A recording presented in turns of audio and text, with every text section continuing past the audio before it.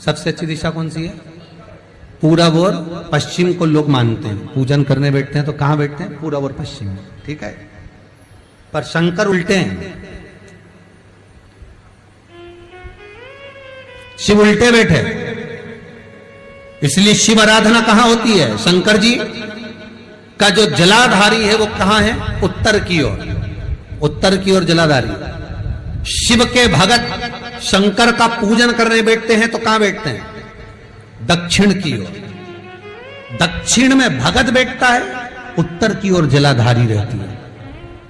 महाराज देखिए कितनी विचित्र लीला है। पंडित जी आपको पूजन करने बिठाएंगे तो कहेंगे पूरा पश्चिम में बैठो, पंडित जी अगर बिठाएंगे तो कहेंगे पूरा पश्चिम में बैठो। पर शंकर का अनुमोदन करने वाला, शिव का स्मरण करने वाला, शंकर की पूजन करने वाला, शंकर को जल चढ़ाने वाला, अगर वो पूरब में बैठकर चढ़ा रहा है, पश्चिम में बैठकर चढ़ा रहा है, उत्तर में बैठकर चढ़ा रहा है, उसका फल मात्र 25% है। और शंकर को अगर दक्षिण में बैठकर उत्तर की ओर मुख कर जल चढ़ा रहा है तो उसका पुण्य 1000% है महाराज। उसका पुण्य आनंद में प्राप्त हो जाता है, उसको कम नहीं हो सकता, वो बढ़ता,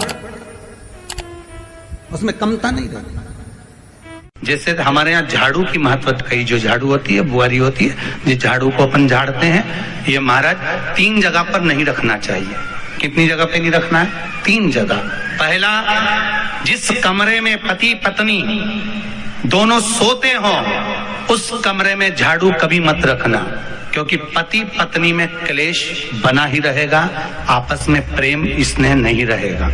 जिस कक्ष में पति पत्नी सोते हो, रहते हो, उस कमरे में झाड़ू कभी नहीं होना चाहिए, बुआरी नहीं होना चाहिए। दूसरा, जिस कक्ष में, हॉल में लोग आकर बैठते हो और वहां कोई सोफा सेट लगा हो, कोई पलंग लगा हो, उस पलंग के नीचे, उस सोफे के नीचे झाड़ू नहीं होना चाहिए। सास और बहू का संबंध अच्छा नहीं रहता, विवाद होगा ही, ये पक्का है। तीसरा, अन्नपूर्णा का स्थान जहां पर भोजन बनता है, आप भोजन करते हो, रसोई घर में झाड़ू नहीं होना चाहिए। कारण, बच्चों में क्रोध आएगा, चिड़चिड़ प्रवृत्ति बनी रहेगी, और बेटा और बेटी संबंध आप करना चाहते हो समाज में, और बच्चे गलत जगह पर संबंध करने के लिए आतुर रहेंगे। इसलिए रसोई घर में बुआरी, झाड़ू नहीं होना चाहिए। शाम को 4 बजे से लेकर 7 बजे के बीच में शंकर और पार्वती के भ्रमण का समय रहता है। मेरे देवाधिदेव महादेव माता पार्वती के भ्रमण का समय, भगवान शंकर पार्वती घूमने को निकल गए। इसलिए हमारा सनातन धर्म कहता है शाम के समय पर माताओं को झाड़ू नहीं लगाना चाहिए, शाम के समय पर माताओं को चूड़ी बिछिया नहीं बदलना चाहिए, शाम के समय पर माताओं को मांग में सिंदूरा नहीं भरना चाहिए, शाम के समय पर माताओं को बाल नहीं बांधना चाहिए, शाम के समय पर माताओं को चौखट पर नहीं बैठना चाहिए। उसका कारण क्या है? क्योंकि पार्वती जी ने भगवान भोलेनाथ जी से कहा था कि तुम मुझे रोज शाम के समय प्रदोष काल में भ्रमण के लिए लेकर जाते हो, मेरे लिए आज्ञा क्या है? शंकर भगवान ने कहा, सुनो पार्वती, मंदिर के अंदर नंदी रहता है, जाने वाला यात्री जब मंदिर में मेरा दर्शन करने आता है तो नंदी के कानों में कहकर जाता है कि शिव जी को मेरे यहाँ लेकर आना। मैं नंदी के अनुसार उनके घर जाता हूँ, मेरा काम है उनका कल्याण करना, और तेरा काम है उनके घर की नारी को अखंड सौभाग्यवती का वर प्रदान करना, ये तेरा काम। तब पार्वती माता ने कहा, अखंड सौभाग्यवती होने का वर मैं तो दे दूंगी, पर उस समय पर माताएं चूड़ी बदल रही होगी, हाथ से चूड़ी निकाल रही होगी, तो मैं वर कैसे दे सकती हूँ? मांग भर रही होगी तो मैं वर कैसे दे सकती हूँ? उस समय पर चूड़ी बिछिया बदला जा रहा होगा तो मैं वर कैसे दे सकती हूँ? उस समय पर झाड़ू लग रही होगी तो मैं लक्ष्मी को वहां कैसे भेज सकती हूँ? आप बताओ। तो शंकर भगवान ने कहा, प्रदोष का समय एक ऐसा समय होता है, शाम का समय ऐसा होता है जिस समय पर केवल शंकर और पार्वती की आराधना का समय होता है। हम तो कई लोगों से कहते हैं, अगर आपके यहाँ संपदा नहीं आ रही है, बहुत मेहनत कर रहे हो, फल नहीं मिल रहा, कहीं नौकरी, कहीं सर्विस या कहीं व्यापार या व्यवसाय में कहीं तकलीफ आ रही है, हम सबसे कहते हैं शाम का समय पकड़ लो, शंकर जी के मंदिर में दिया लगाना प्रारंभ कर दो। शिव मंदिर में अगर दिया नहीं लगा रहे हो तो बेलपत्री के पेड़ के नीचे दिया लगा। बेलपत्री और शंकर जी के मंदिर में दिया नहीं लगा रहा तो शंकर जी के मंदिर के बाहर चौखट पर दिया लगा।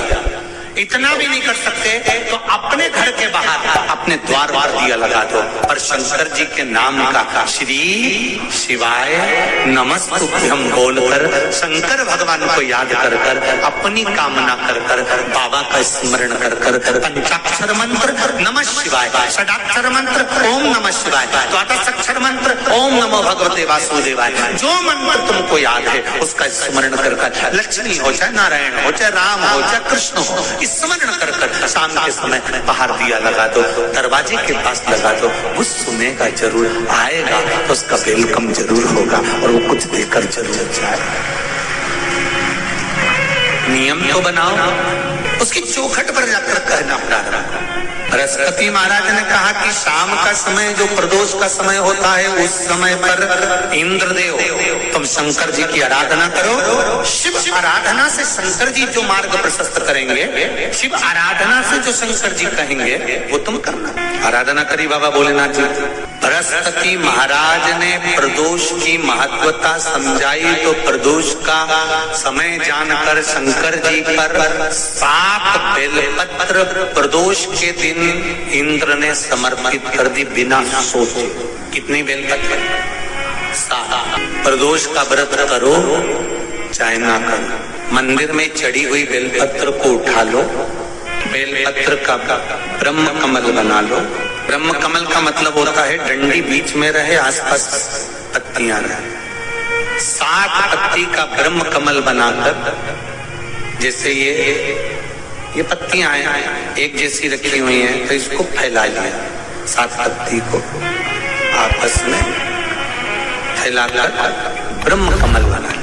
प्रदोष का व्रत करें ना करें, जरूरी नहीं है कि वृक्ष से ही पत्ती लेकर आओगे तो ही शंकर जी को चढ़ाओगे। शिव जी पे से चढ़ी हुई उठाकर धोकर ब्रह्म कमल बनाकर बाबा से विनय कर कर, हे प्रभु आज मैं इस काम के लिए जा रहा हूँ, बाबा मेरा ये कार्य है, बोलकर श्री शिवाय नमस्तुभ्यम बोलकर शिवलिंग पर समर्पित। दिन भर के प्रदोष व्रत का फल बाबा एक बेलपत्री समर्पित करने पर ही प्रदान कर देता है।